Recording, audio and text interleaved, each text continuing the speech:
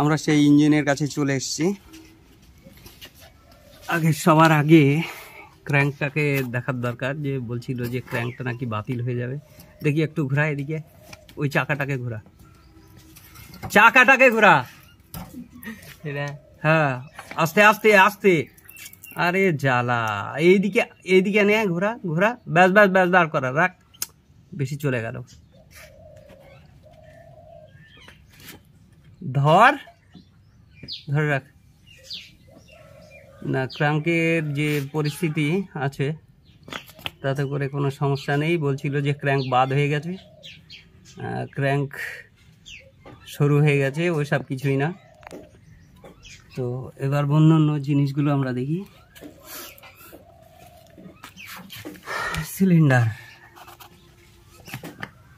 সিলিন্ডারটা না ভালো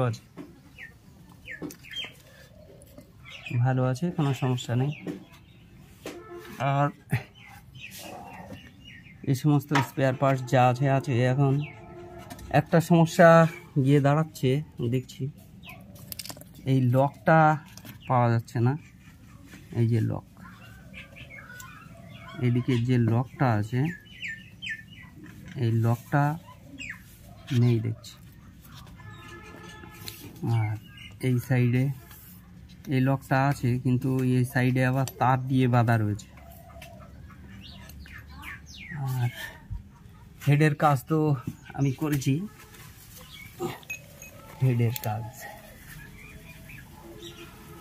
হেডের কাজটা আমি করেছি। এই গাইডটাকে চেঞ্জ করে দিয়েছি।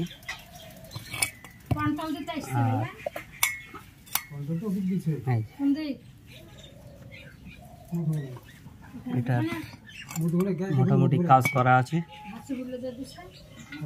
এটা কাজ করেছি আমি। এই হেডটাই প্রবলেম ছিল, এটা ঠিক করেছি। আর এইখানটাই বাজছিল। তো আর একটা প্রবলেম আছে, যে প্রবলেমটা এই যে কানেক্টিংয়ের বুশ, এই বুশটা এর মধ্যে লুজ আছে। তো অলরেডি এটা 03 লাগানো আছে, ফিটিং করা আছে, দেখুন 03। তো পিস্টন পিন, তো এইটাকে আমাদের মানে ভালো করে সেটিং করতে হবে।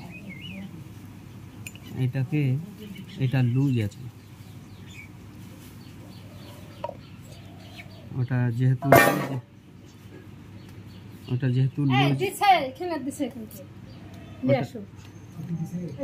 যেহেতু লুজ আছে, তা ওটাকে আমরা ঠিক করব। আর কিছু জয়েন্ট ফয়েন্ট অসুবিধা আছে। আর এই যে স্প্রিংগুলো, এগুলো একটু পাতলা হয়ে গেছে, এইগুলো একটু ঠিক করে দিতে হবে। মানে এর নিচে কোনো ওয়াশার বা কিছু একটা দিয়ে প্রেসার দিতে হবে। এই যে জায়গাটা এই যে ক্ষয়ে গেছে, মানে দীর্ঘদিন চলতে চলতে এই জায়গাটা নষ্ট হয়ে গেছে। তাই এইখানটাই কোনো একটা ওয়াশার দিয়ে স্প্রিংটাকে প্রেসার দিলে পারে ঠিক হয়ে যাবে। এইবার সিয়ার বুশ নষ্ট হয়ে গেছে। এই দেখ, এইটা ভিতরের দিকে ছিল, এটা তো আরও নষ্ট হয়ে গেছে। তো যাই হোক, হেডের সঙ্গে যে টাচ হয়েছে পিস্টনটা, তো এই টাচ হওয়ার কারণ হচ্ছে এইখানটাই, হেডের সঙ্গে যে টাচ হয়েছে পিস্টনটা, এই জায়গাটা গিয়ে টাচ হয়েছে। এই যে সকেটটা টাচ হয়েছে, দেখুন এই জায়গাটায়। তো মূল কারণ হচ্ছে 1 নম্বর এই বুশটা লুজ হয়েছে, আর 2 নম্বর এই সিয়ার বুশটা নষ্ট হয়ে গেছে। এইবার কি হচ্ছে, এই দুটো জায়গা ফলস হয়ে গেছে বলে সামনের দিকে পিস্টনটা এগিয়ে চলে এসছে, আসার ফলে এই ভ্যালভটা এখানটায় টাচ হয়েছে।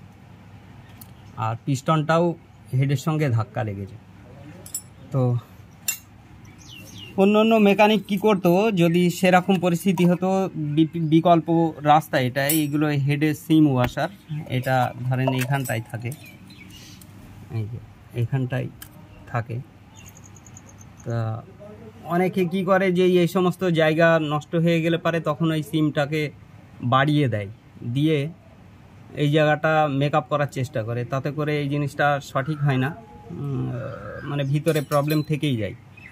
তো মূল কারণটা এইখানটাই, যেহেতু পিস্টনটা মুভমেন্ট করার সময় সামনে এগিয়ে যাচ্ছে বলে ওটাকে সঠিকভাবে ধরে রাখার মতো পরিস্থিতি হচ্ছে না।